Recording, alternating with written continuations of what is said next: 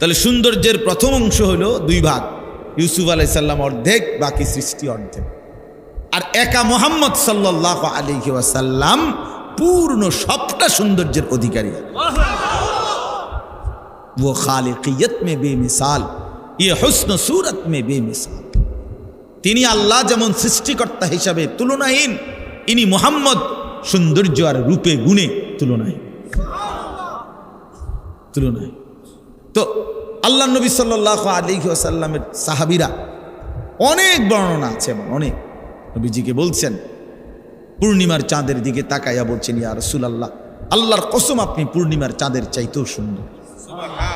হযরত কাব ইবনে মালিক বলেন, আমি তাকাইতাম, নবী হাসতেন, আমার কাছে মনে হইতো নবীজি হাসলে তার চেহারাটা কান্নাহু কিতাআতুম মিনাল কামার, এটা যেন চাঁদের একটা টুকরা। হযরত আবু হুরায়রা রাদিয়াল্লাহু তাআলা আনহু বলতেন, আল্লাহর নবী সাল্লাল্লাহু আলাইহি ওয়াসাল্লাম যখন হাসতেন আমার কাছে মনে হইতো কান্না শামসা তাজরি ফি ওয়াজহিহি, সূর্য যেন তার চেহারায় খেলতেছে। এইভাবে বলতেন সাহাবী। এত সুন্দর ছিলেন, এত সুন্দর ছিলেন। সমস্ত বিবেচনায় পৃথিবীর আমাদের ফুলছোঁয়ার হযরত, বাংলাদেশের এক বড় বুজুর্গ আল্লামা মুফতি আবু সাঈদ দামাত বারাকাতুহুমুল আলিয়া হযরত বলছেন, পৃথিবীর সমস্ত গবেষক যারা ছবি অঙ্কন, যারা আঁকে বিভিন্ন দৃশ্য, এই প্রতিযোগিতায়, অঙ্কন প্রতিযোগিতায় যারা পরীক্ষক, যারা সবচেয়ে সুন্দর ছবিটা নির্বাচন করে, এরকম সমস্ত পরীক্ষকও যদি একত্র করা হয়, তো রাসূলুল্লাহ সাল্লাল্লাহু আলাইহি ওয়াসাল্লামের চেহারা, নবীজি সাল্লাল্লাহু আলাইহি সাল্লামের অঙ্গ প্রত্যঙ্গ যদি মাপে, বিচার করে, পরীক্ষা করে, তাইলে এটা এমনই হবে যে প্রতিটা অঙ্গ সবচেয়ে সুন্দর, শ্রেষ্ঠ সুন্দর।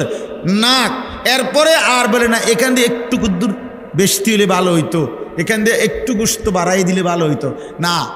হযরত বলেন, আল্লাহ রাসূল সাল্লাল্লাহু আলাইহি সাল্লামের নাক পরীক্ষা করার পরে তাদের সারা পৃথিবীর সমস্ত গবেষক এটাই বলতে হবে, একটা পূর্ণ সবচেয়ে সুন্দর নাক হওয়ার যা যোগ্যতা, যা বৈশিষ্ট্য দরকার, এটা মুহাম্মদুর রাসূলুল্লাহর নাকের মধ্যেই ছিল।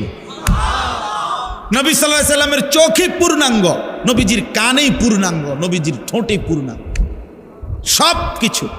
অর্থাৎ এরপরে আর সুন্দর বানানোর কিছু নাই, আর কিছু নাই। এত সুন্দর ছিলেন, এত সুন্দর ছিলেন। তো এই সাহাবী বলতেছেন, ইয়া রাসূলুল্লাহ, আপনার সৌন্দর্যের সামনে আমি তো কুৎসিত কালো, আমার কোনো তুলনাই চলে না। আপনি সর্বশ্রেষ্ঠ সুন্দর বাহ্যিক দিক দিয়ে।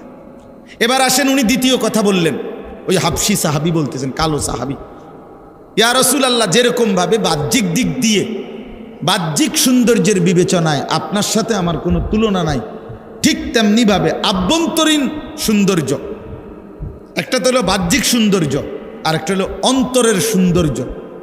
আর্থিকভাবে, আভ্যন্তরীণভাবে যত গুণ, ঈমান, ইলম, হিকমত, তাকওয়া, জুহুদ, দুনিয়া বিমুখতা, সবর, তাওয়াক্কুল, যত উত্তম গুণাবলী আছে মানবীয় ভিতরে, একজন সর্বশ্রেষ্ঠ উত্তম যত আখলাক, চরিত্র, গুণাবলী, বৈশিষ্ট্য, এগুলোর দিক থেকেও আপনি সর্বশ্রেষ্ঠ।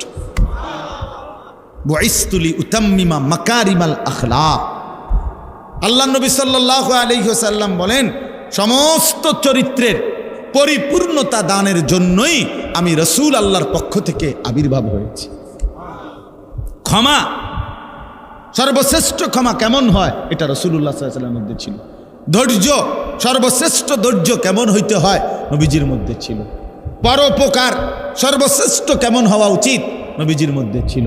মানুষের কল্যাণ কামিতা, এরকম যেই কোনো যাকেই আমরা উত্তম গুণ বলি, তার সব কিছু আল্লাহ তাআলা রাসূলুল্লাহ সাল্লাল্লাহু আলাইহি ওয়াসাল্লামের মাধ্যমে উনার মধ্যে পূর্ণ করে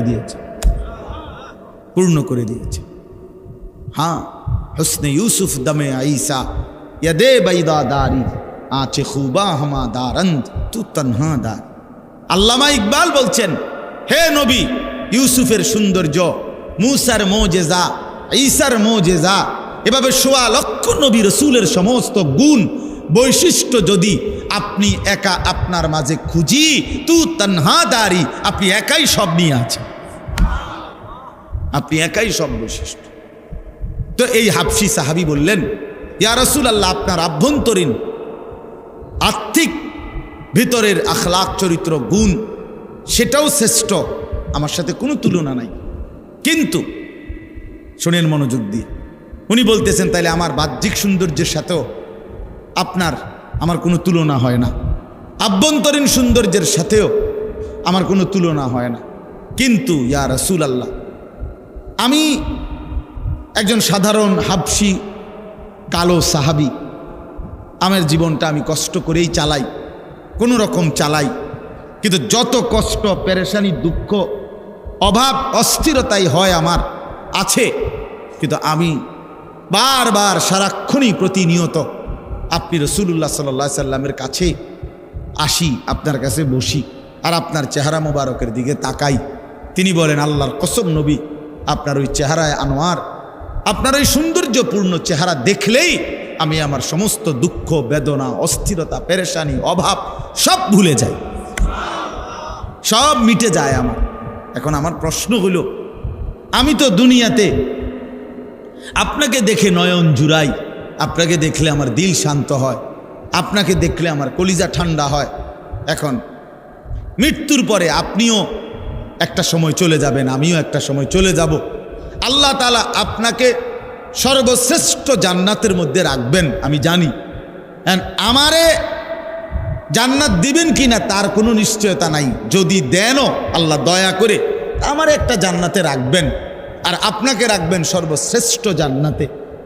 এখন আমার প্রশ্ন হলো, ইয়া রাসূলুল্লাহ, দুনিয়াতে তো আমি আমার সমস্ত দুঃখ সুখের উপশম আপনি, আপনারে দেখলে আমি সব ভুলে যাই।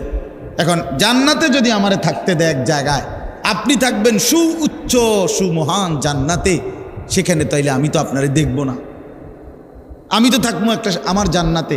আমি যদি আপনাকে তখন না দেখি তো আমার জান্নাতে থাকাটাও কষ্টকর হয়ে যাবে। এই কথাটা আমি বুঝতে আসছি। আমি কি করুন তখন? আমি কেমনে থাকবো? কি ফিকির, সাহাবীদের ফিকির কি, রাসূলুল্লাহ সাল্লাল্লাহু আলাইহি সাল্লামের প্রতি ভালোবাসাটা কি? তো আল্লাহ নবী সাল্লাল্লাহু আলাইহি ওয়াসাল্লাম খামোশ হয়ে গেলেন, নবীজি চুপ হয়ে গেলেন, কোনো উত্তর দেন নাই। কিছুক্ষণের মধ্যেই আল্লাহ তাআলা এই হাবশী সাহাবীর প্রশ্নের জবাব দেওয়ার জন্য আল্লাহ তাআলা হযরত জিবরাইলকে পাঠিয়ে আল্লাহ তাআলা জবাব দিছেন, সরাসরি কোরআন নাজিল করছেন। এই কোরআন নাজিল করে জিবরাইলকে পাঠিয়ে আল্লাহ তাআলা যেই আয়াতটা নাজিল করছেন এই হাবশী সাহাবীর প্রশ্নের জবাবে, এইটাই এই আয়াত, সূরা নিসার এই 69 নম্বর আয়াত, যেটা আমি পড়ছি। আল্লাহ তাআলা বললেন, বন্ধু ওরে বলেন ব্যবস্থা আছে। কি আছে? ব্যবস্থা আছে। ওর যে আবেগ, আপনারে না দেখলে তার জান্নাতটাও বিষাদ হয়ে যাবে, আপনারে দেখতে চায়, আপনার সাথে থাকতে চায়, ওরে বলে দেন উপায় আছে। তো আল্লাহ তাআলা বলেন, দুইটি শর্ত পূরণ করতে হবে, দুইটি শর্ত পূরণ করলে আমি আল্লাহ ওয়াদা দিলাম, আমি এই দুই শর্ত যে পূরণ করবে এমন প্রত্যেক ইমানদার বান্দাকে আমি আল্লাহ আপনি রাসূলের সাথেই থাকতে দেব, আপনার সাথেই থাকতে দেব। শুধু আপনি না, বরং আদম থেকে ঈসা সোয়া লাখ আম্বিয়াদের সাথে থাকতে দেব। শুধু আপনারা নবীদের সাথে না, নবীদের পরে উম্মতের ইমানদারদের মধ্যে সর্বশ্রেষ্ঠ মানুষ যারা, সিদ্দিক বলে যাদেরকে, নবীর পরে উম্মতের মধ্যে মানুষের সর্বশ্রেষ্ঠ পদমর্যাদা ধর্মীয় সিদ্দিক, এই সিদ্দিকদের সাথে থাকতে দেব। যারা আমার রাস্তায় শহীদ হয়েছে শহীদদের সাথে থাকতে দেব। যারা আমার নেক আল্লাহওয়ালা বান্দা তাদের সাথেই আমি থাকতে দেব। শর্ত কয়টা?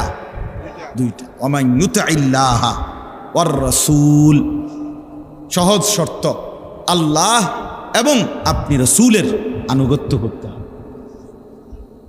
জীবনভর কষ্ট করে হলেও, সুখে কিংবা দুঃখে, রাতে কিংবা দিনে, একাকী কিংবা প্রকাশ্যে, আপনি রসুলের ইত্তেবা করতে হবে, আল্লাহর আনুগত্য করতে হবে, রসুলের আনুগত্য করতে হবে।